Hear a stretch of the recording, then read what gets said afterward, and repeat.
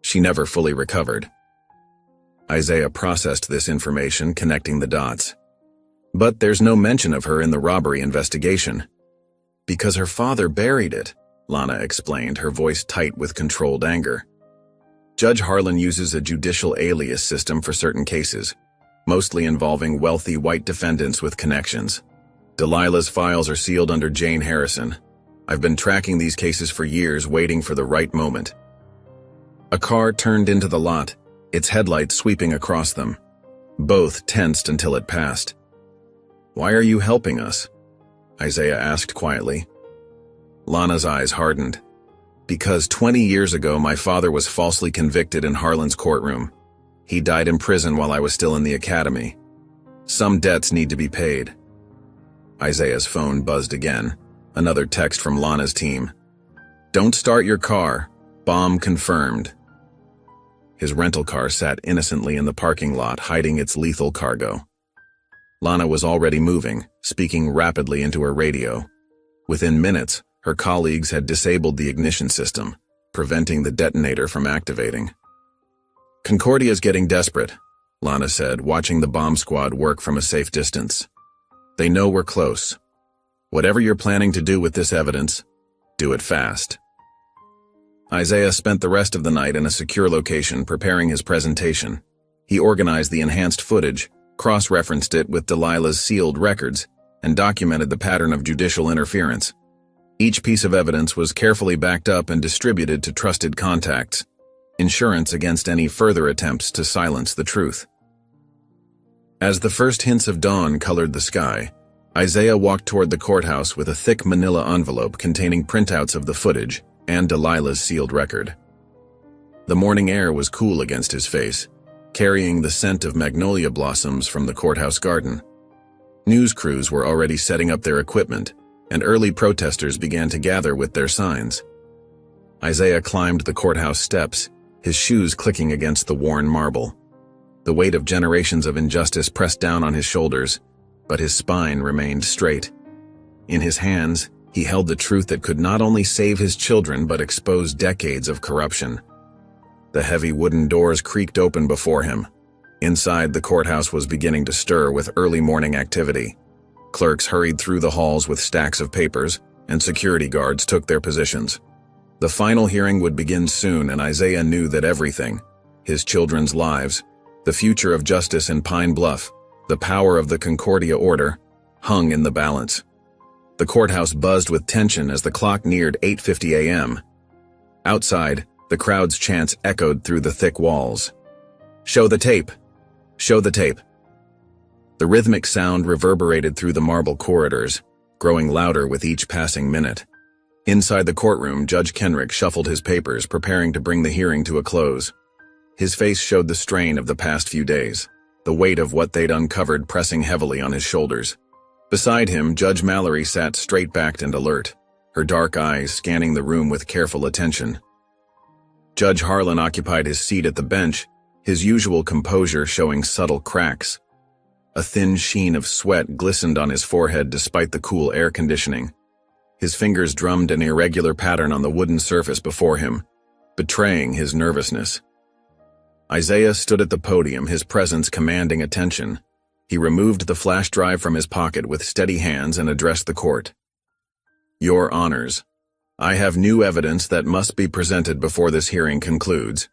Judge Kenrick's hand paused mid-reach for his gavel. "Mr. Grant, we were preparing to close these proceedings.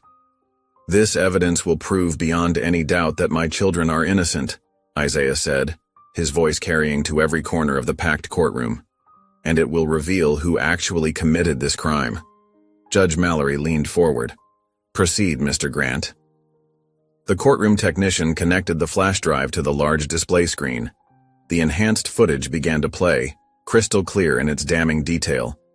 The figure running past the gas station moved with unmistakable characteristics.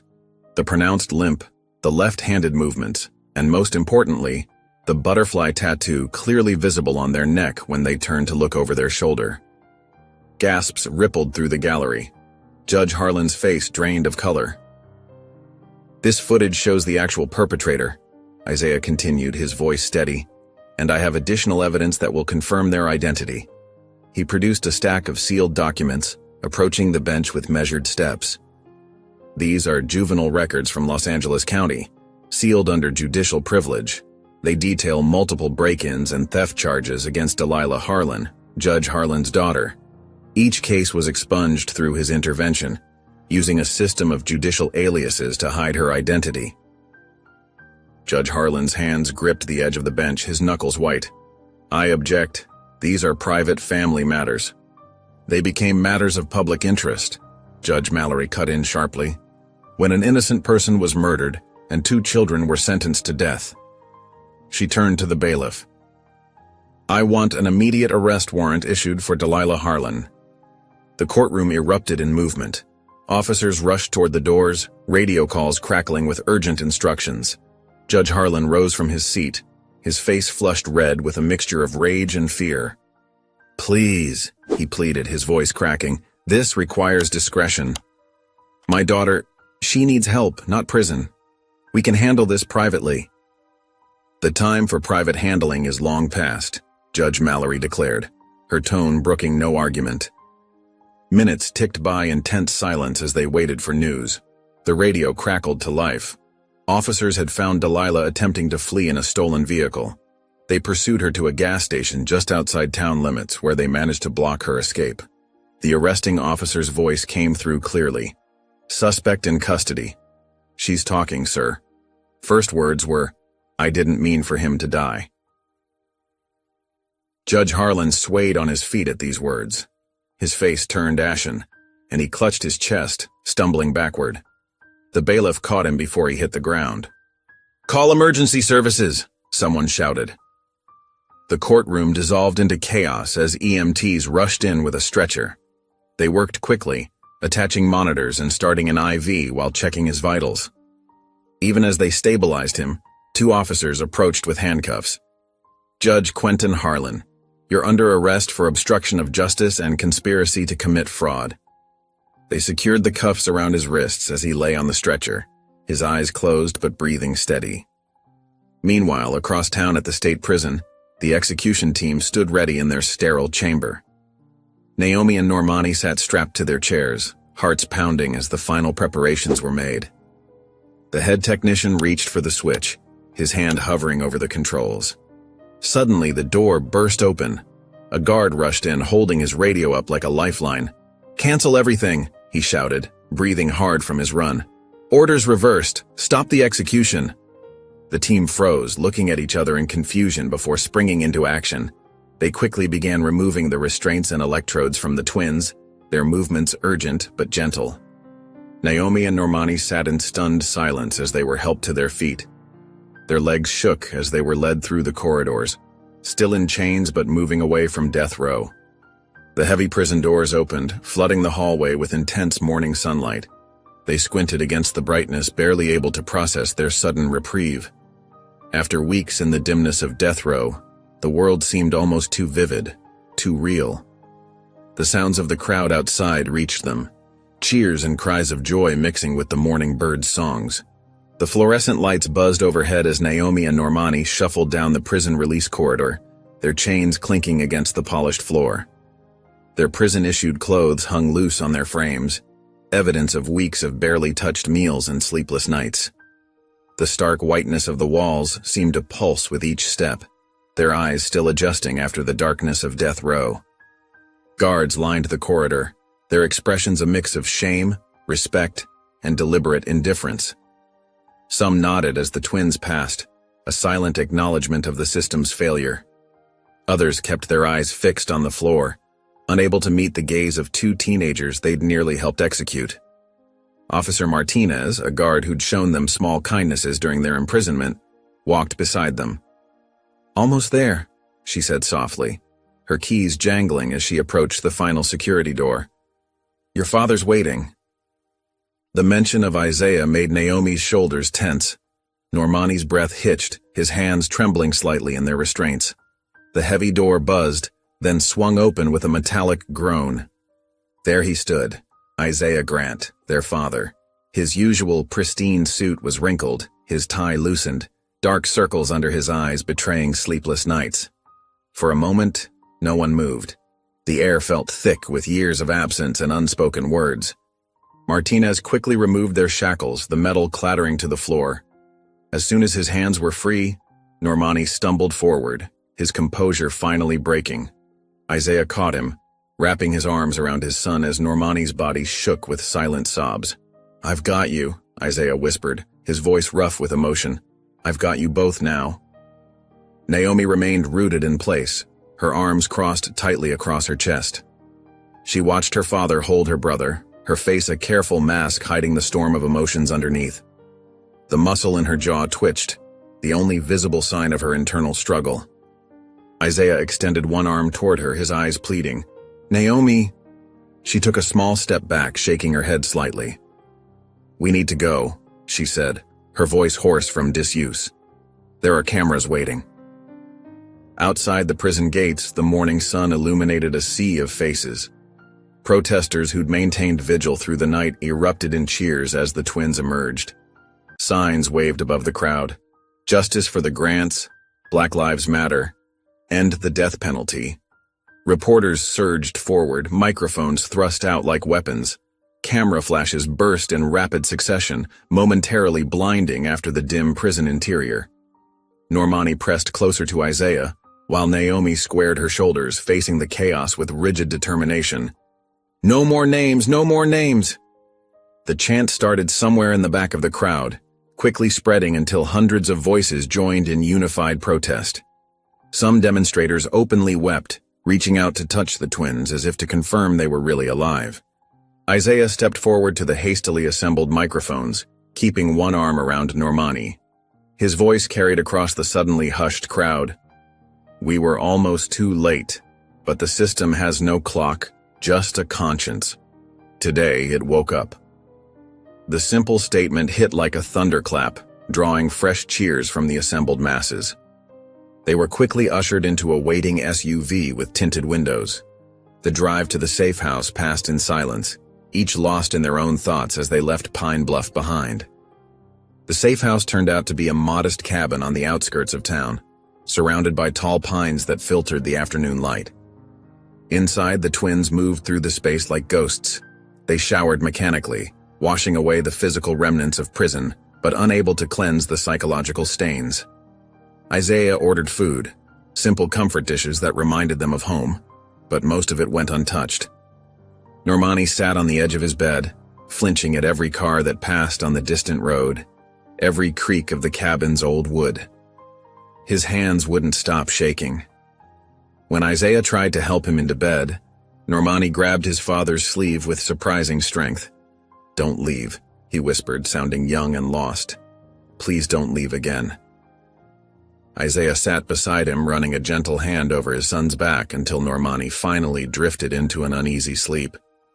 In the next room, Naomi lay rigid on her bed, staring at the ceiling with unblinking eyes. She didn't respond when Isaiah checked on her, didn't acknowledge his quiet, "good night." The hours crept by. While Normani's sleep was interrupted by frequent starts and whimpers, Naomi didn't close her eyes once. She watched shadows move across the ceiling, her mind replaying every moment of their ordeal in vivid detail. As dawn approached, she silently got up and slipped out of the cabin. Isaiah, dozing in a chair between their rooms, stirred but didn't wake. She walked the familiar streets of their neighborhood, her feet carrying her automatically to the community center. The morning light was just beginning to touch her mother's mural, making the colors seem to glow from within.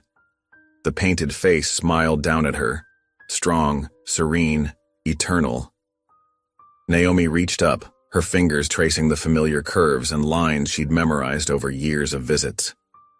"You kept us alive," she whispered to the image of her mother, her voice barely audible. The words carried the weight of both accusation and gratitude, for the strength she'd inherited, for the justice that had finally been served, for the chance to stand here in the growing light of a new day. The New York Times headline blazed across screens and newsstands nationwide. "Twins freed, judge's daughter charged in shocking twist." Below it, a split image showed Delilah Harlan's mugshot next to the viral courthouse footage of her father's collapse. The story spread like wildfire across social media platforms, with hashtags #Concordia Truth, Naomi and Normani, and Sovereign Silence trending simultaneously. Cable news channels ran the courtroom footage on endless loop. Isaiah's presentation of evidence, Judge Harlan's breakdown, the dramatic revelation of Delilah's involvement. Political pundits and legal analysts dissected every moment, every facial expression, every procedural detail. "This isn't just about two wrongfully convicted teenagers," said a prominent civil rights attorney on CNN. "This exposes a centuries-old system of judicial corruption that's been operating in plain sight." Protests swelled in cities across America. In Atlanta, thousands gathered outside the state Supreme Court building, demanding audits of death row cases.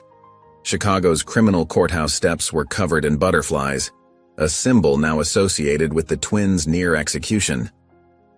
Outside the Department of Justice in Washington, demonstrators held up enlarged photos of other suspected Concordia-linked convictions. Law students at Howard University formed a research collective, digging through archives and digitized records for patterns matching the Concordia order's methods. Their findings began appearing in detailed Twitter threads and TikTok videos reaching millions. "Look at these signature suppressions," one viral post explained, showing courthouse documents from various decades. Same language, same procedural blocks, same results. Predominantly black defendants, expedited trials, maximum sentences. Naomi sat in a softly lit studio, facing acclaimed filmmaker Ava DuVernay. Cameras rolled as she recounted their ordeal with remarkable composure. Her voice remained steady even as she described the moment they were told to prepare for execution. "They wanted us to write final statements," she said, her hands clasped tightly in her lap. "But I knew we weren't going to die there. Not like that. Not for their lies." DuVernay leaned forward. "How did you maintain that certainty?"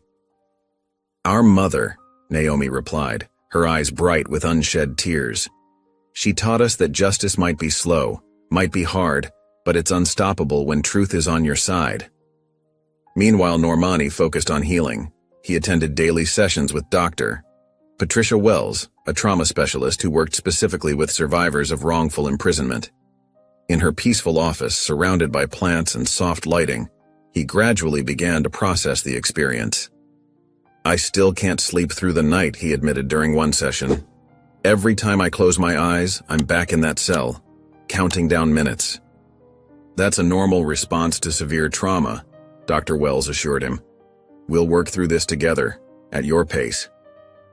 Isaiah faced his own reckoning before a congressional ethics panel.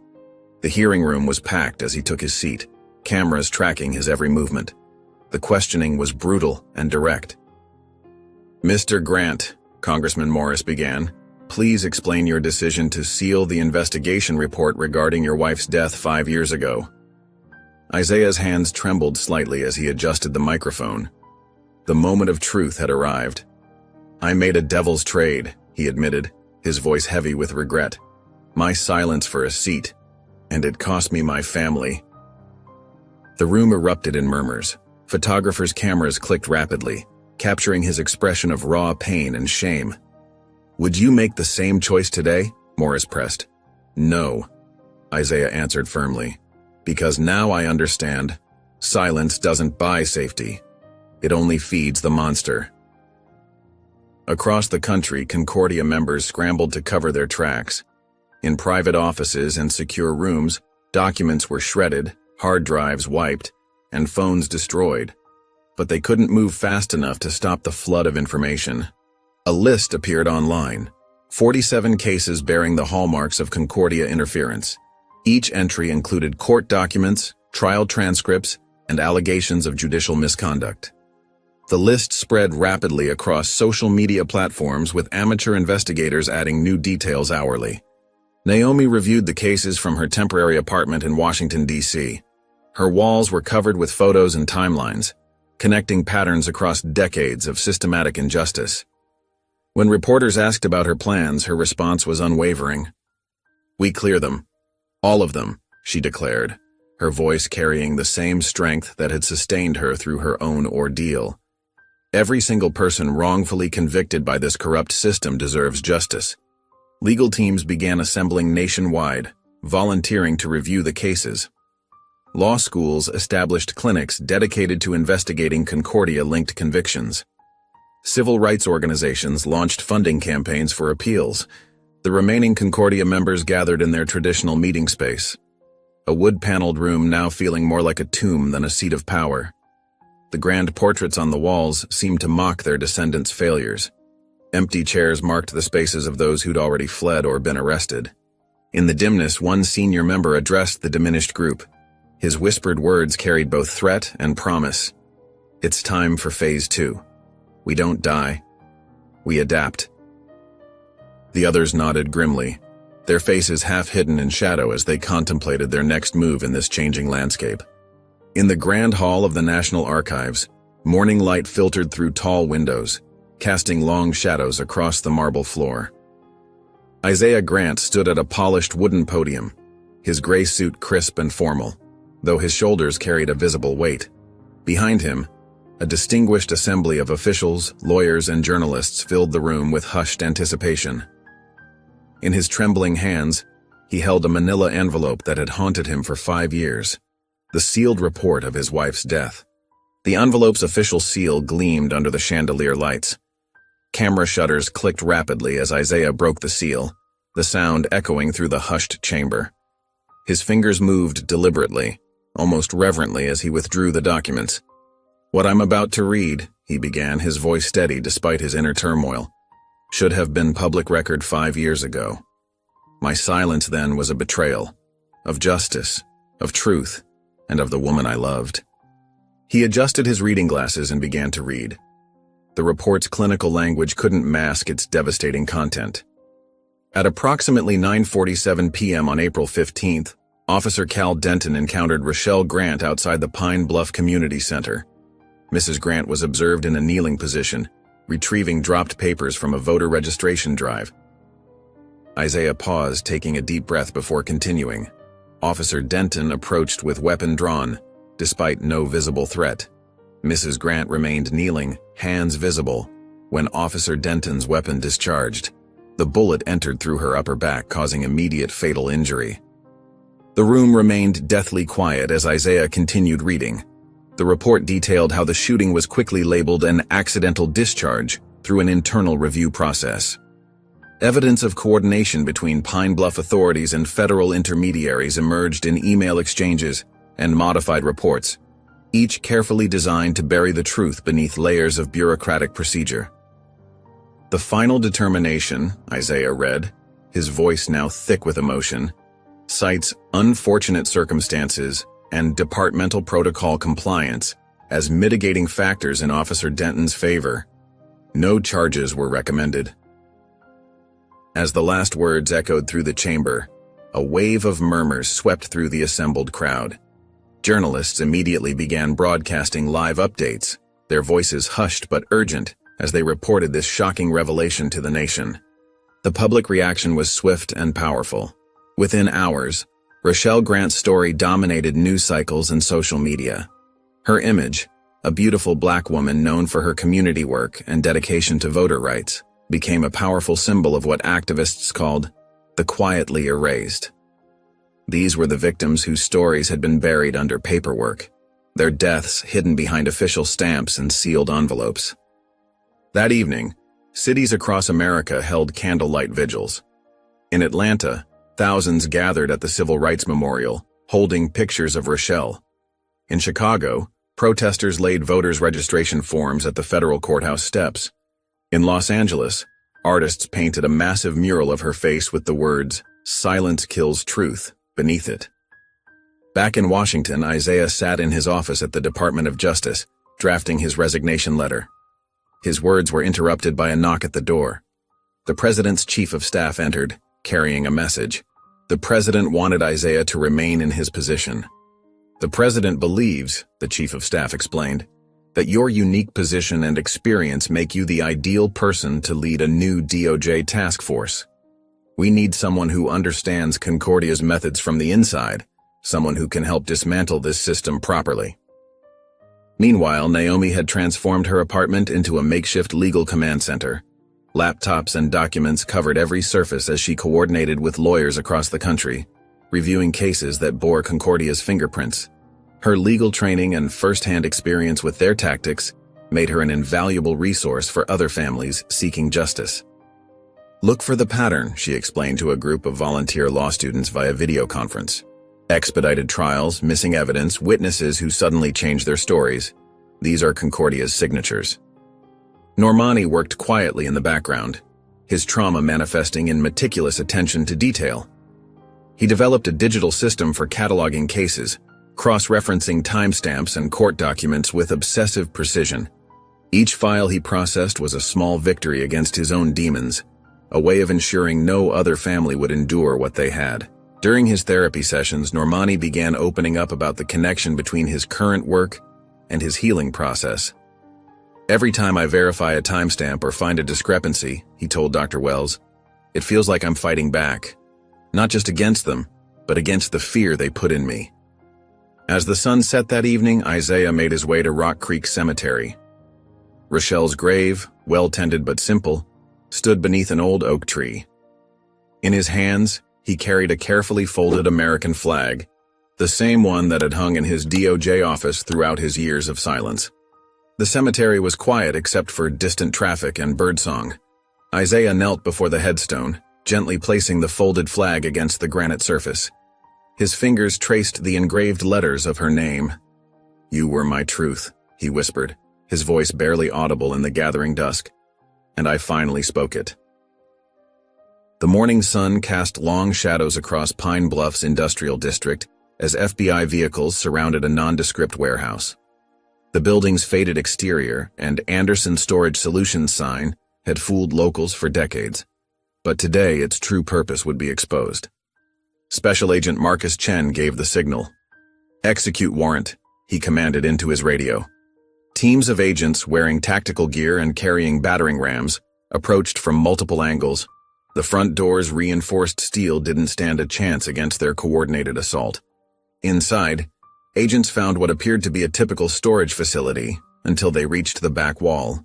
Behind a false panel lay a state-of-the-art security door with multiple electronic locks. The FBI's tech team made quick work of the security system, revealing a climate-controlled archive that stretched the length of the building. "My God," Agent Chen whispered as the lights flickered on. Floor-to-ceiling shelves held thousands of labeled boxes, each containing carefully preserved documents. The air smelled of old paper and secrets. Teams of evidence technicians moved methodically through the facility. They discovered leather-bound ledgers dating back to the 1950s, containing detailed financial transactions between Concordia members and various political campaigns. Computer servers hummed in a corner room, storing decades of encrypted communications between judges, politicians, and business leaders. "Sir," called out a young agent holding up a thick folder, "I found Judge Harlan's personal records. There's a list of every case he manipulated, including notes on how he selected targets." The evidence was damning. By mid-afternoon, news helicopters circled overhead as agents loaded box after box into secure transport vehicles. Local residents gathered at the police barrier, many filming with their phones as decades of Concordia's hidden infrastructure was exposed to daylight. 2 days later, Judge Quentin Harlan sat stone-faced in a federal courtroom as the indictments were read. The charges were extensive: obstruction of justice, judicial conspiracy, and multiple counts of perjury. His perfectly pressed suit and rigid posture couldn't mask the defeat in his eyes. In a separate courtroom, Delilah Harlan appeared for her plea hearing. Gone was her designer clothing, replaced by an orange jumpsuit. Her voice trembled as she admitted to armed robbery and involuntary manslaughter, but when asked about other Concordia-protected crimes, something in her broke. "I wasn't the only one," she said, her words tumbling out. "Judge Richardson in Mobile, Judge Whitaker in Charleston, Judge Collins in Savannah." She named 5 judges who had helped cover up her previous crimes, providing dates and details that matched perfectly with seized records. The dominoes began to fall. Former Concordia members, sensing the inevitable, started coming forward. A retired clerk revealed their complex ranking system, where members advanced through degrees based on their effectiveness in maintaining what they called racial equilibrium in the justice system. A former initiation master detailed their secret ceremonies, performed in antebellum mansions with members wearing Civil War-era judicial robes. He provided videos of politicians and business leaders taking blood oaths to uphold Concordia's mission of preserving traditional order. In Geneva, Switzerland, Naomi Grant stood before the United Nations Human Rights Council. The Grand Chamber fell silent as she began her testimony. "I was 18 when they tried to execute me and my brother," she said, her voice clear and strong. "Not because we were guilty, but because we were black in a town where justice had been corrupted for generations." She detailed how Concordia had weaponized the legal system, using seemingly neutral procedures to target minorities. Her presentation included statistics, court records, and testimony from other victims. The evidence painted a picture of systematic racism hidden behind a veneer of legal procedure. "What happened to us wasn't an isolated incident," Naomi continued.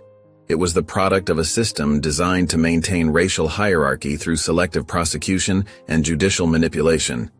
We demand an international investigation into racial bias in American courts because domestic oversight has failed." Representatives from dozens of nations nodded in agreement. By the end of her speech, 3 countries had already pledged support for a UN-led review of American judicial practices. Back in Pine Bluff, Detective Lana Cross sat in her office, staring at a letter from the FBI offering her a senior position in their Civil Rights Division. The promotion would mean more money, more resources, and a chance to fight corruption at the federal level. But Lana had other plans.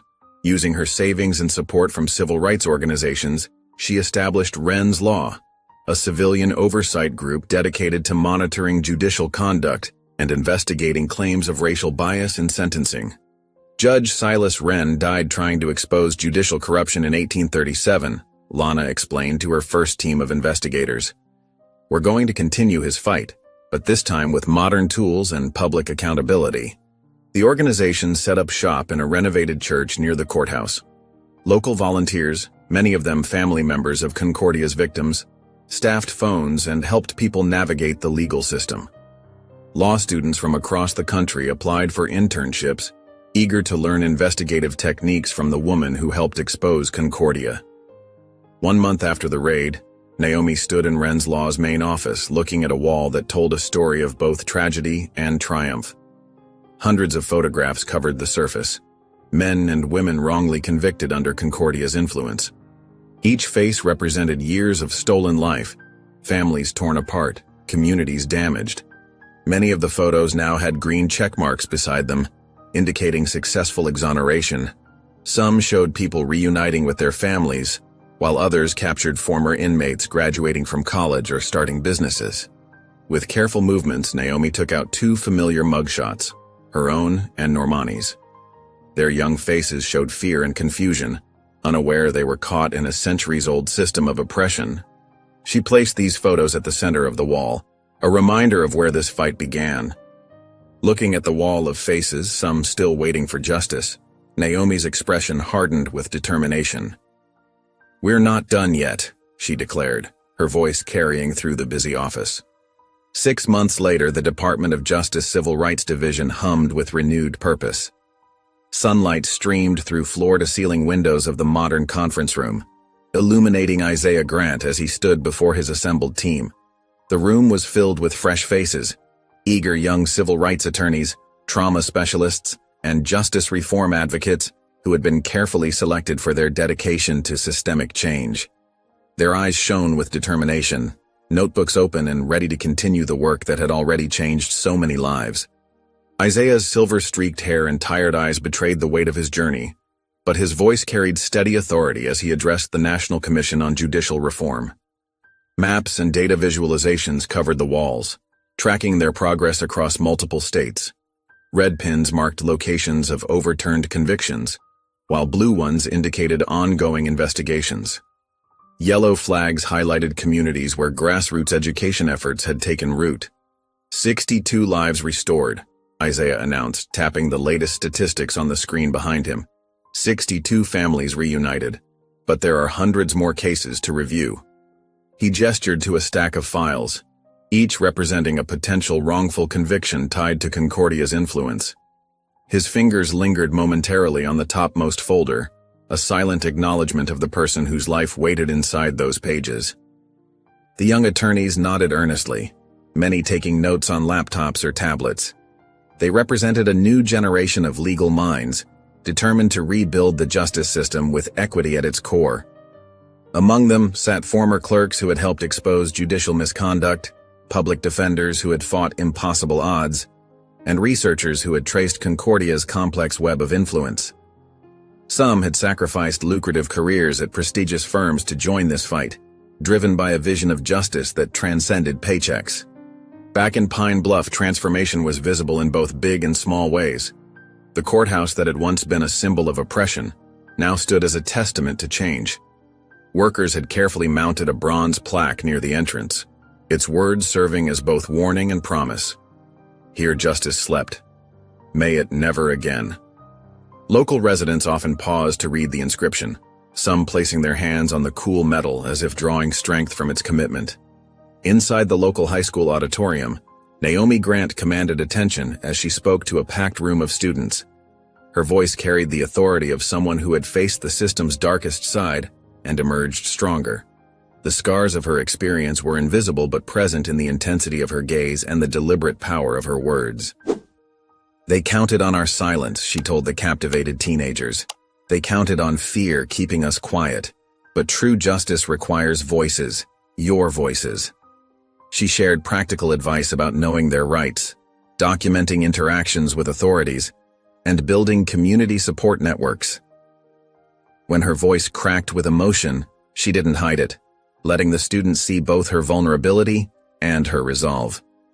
The students leaned forward in their seats, many recording her words on their phones. These weren't abstract concepts to them. They had watched the Grant twins' story unfold in their own community.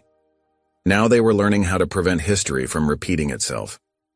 Several hands shot up during the question period, eager for guidance on how they could make a difference in their own neighborhoods. Across town, Normani worked in quieter ways. The community center where he and Naomi had once volunteered became his base of operations for helping formerly incarcerated youth rebuild their lives. He avoided cameras and speeches, preferring to work one-on-one with teenagers struggling to find their footing after release. His gentle smile and steady presence created a safe harbor for those whose trust had been repeatedly broken. In the center's small office, Normani sat with a young man recently freed after 3 years of wrongful imprisonment. The hardest part isn't getting out, Normani explained softly, understanding in his eyes. It's learning how to live again. He helped with practical matters, job applications, housing forms, counseling referrals, while providing the equally crucial gift of patient listening. The walls of his office were covered with photographs of success stories, former clients at graduation ceremonies, starting new jobs, reuniting with families. The news of Esther Whitlow's arrest sent shockwaves through the nation's elite circles. Federal agents led her from her mansion in handcuffs, her perfectly maintained appearance contrasting sharply with the reality of her RICO indictment. The investigation had revealed how she had used her charitable foundation to funnel millions in Concordia funds through a complex network of shell companies. Her neighbors watched from behind curtained windows as the woman who had hosted lavish fundraisers was escorted into an unmarked government vehicle. Her booking photo became instantly iconic, the composed socialite mask finally cracking to reveal fury and fear underneath. Cable news channels ran split-screen comparisons between her previous public appearances as a philanthropist and the evidence of her decades-long role in supporting systematic racism through the legal system.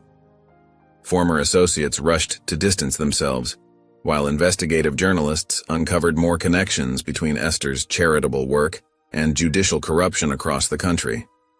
One evening, in a quiet moment at Isaiah's temporary D.C. apartment, Naomi finally addressed the pain that had lingered between them for years. She found him reviewing case files at his kitchen table, reading glasses perched on his nose.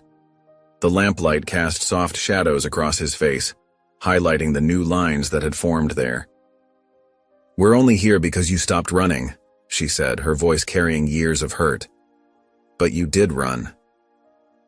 Isaiah set down his papers slowly. He didn't turn to face her immediately, letting the weight of her words settle in the room. When he finally spoke, his voice was heavy with acceptance. I know. I live with it. His shoulders seemed to carry the invisible burden of all his choices, good and bad. The simple admission hung between them, not an excuse or a plea for forgiveness, but an acknowledgement of truth. The silence that followed felt less sharp than those that had come before. Something had shifted between them. Not forgiveness exactly, but perhaps the beginning of understanding. In his DOJ office, Isaiah began the process of stepping away from public service. He carefully packed away certificates and awards, official photographs, and legal texts. The walls slowly emptied until only one frame remained, a photograph capturing a moment of pure joy before everything changed. In it, Naomi and Normani flanked their mother Rochelle in their old kitchen, all three laughing at some forgotten joke, sunlight streaming through the window behind them. Their smiles were unguarded, a family whole and happy before the fractures that would later define them. Isaiah gently lifted the photo from its hook, wrapped it in tissue paper, and placed it in his leather bag. He stood for a moment in the doorway, hand resting on the light switch, taking in the empty office that had been both his refuge and his penance. Without ceremony, he flicked off the lights and walked away from his public life, leaving behind the weight of power, but carrying forward the lessons of its price. As he walked through the building's marble halls one last time, junior staffers nodded respectfully, unaware they were witnessing the quiet end of one journey and the beginning of another. 1 year later, morning sunlight cast long shadows across the stark walls of the Pine Bluff Women's Correctional Facility. Naomi Grant's footsteps echoed through the sterile hallway as a guard led her toward the visiting area. Her face remained composed, betraying none of the complex emotions churning beneath the surface. The familiar scent of industrial cleaner and stale air brought back unwelcome memories she fought to push aside. The visiting room was a study in institutional bleakness, fluorescent lights humming overhead, worn plastic chairs bolted to the floor, and thick plexiglass barriers dividing visitors from inmates. Naomi took her seat with deliberate calm, placing her hands flat on the metal counter before her. She drew a deep breath, steadying herself for what was to come. Through the scratched barrier, Delilah Harlan appeared, escorted by a corrections officer. The judge's daughter looked markedly different from her booking photo, her designer clothes replaced by prison orange, her carefully maintained appearance stripped down to bare essentials. Her once perfect hair hung limp around her face, dark circles shadowing her eyes. She moved with nervous energy, fingers constantly moving, eyes darting around before settling on Naomi's steady gaze. A soft knock from the guard signaled the start of their allowed time. For several moments, neither woman spoke. The silence stretched between them like a physical thing, heavy with unspoken history. The clock on the wall ticked loudly, counting down their precious minutes. "I've been going to therapy," Delilah finally said, her voice slightly muffled by the plexiglass. 3 times a week." She paused, swallowing hard. "I started drawing again, mostly butterflies." Her hand unconsciously moved to her neck where the edge of her tattoo peeked above her collar. Her fingers trembled as they traced the outline. Naomi remained silent, her expression neutral but attentive. Her stillness seemed to make Delilah more anxious, words spilling out faster, tumbling over each other in her rush to fill the void. "The therapist says art can help with processing trauma. Not that I'm saying I'm the one who—" Delilah's voice cracked. "What I mean is, can I ever be forgiven? For what I did? For what my father did?" Her eyes pleaded across the divide that separated them. Without speaking, Naomi reached into her bag and removed a single sheet of paper. With precise movements, she placed it against the plexiglass. It contained a list of names, dozens of them, each representing a young black life derailed by Judge Harlan's corrupt rulings. All now exonerated, but years lost could never be returned. Some names had small stars beside them, those who hadn't lived to see justice. "They can't ask you for forgiveness," Naomi said, her voice clear and measured. "So I came to say it for them." Each word was carefully chosen, delivered with quiet intensity that filled the small space. The words hit Delilah like physical blows. She crumpled forward, shoulders shaking with sobs. Tears ran down her face, dropping onto the metal counter below. Through it all, Naomi watched without flinching, without offering comfort. Her eyes remained dry, focused, and clear, though her knuckles whitened slightly as she pressed her hands against the counter. "This isn't about hate," Naomi continued after Delilah's sobs had quieted to hiccuping breaths. "This is about remembrance. Every name on this list was someone's child, someone's sister or brother, someone's future that your father tried to erase." She tapped the paper gently, drawing Delilah's red-rimmed eyes back to the names. Outside in the prison parking lot, Normani leaned against their car, his face turned toward the morning sun. The warmth felt good against his skin, a small comfort as he waited. When Naomi emerged from the building, he straightened up, studying her expression carefully, searching for signs of distress or resolution. "Did it help?" he asked softly as she approached, keys jingling in his hand. Naomi paused before answering, considering the weight of the question. The breeze ruffled her hair as she looked back at the imposing facility. "No," she finally replied, "but it was necessary." She squeezed her brother's arm gently before sliding into the passenger seat. Later that afternoon, Naomi walked alone through the halls of what had once been the Concordia Courthouse. The building had been transformed into a Truth and Reconciliation Museum, its stark white walls now covered with photographs, documents, and interactive displays chronicling both the darkness of the past and the ongoing fight for justice.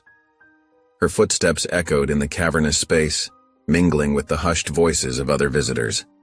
Her footsteps slowed as she approached a particular exhibit.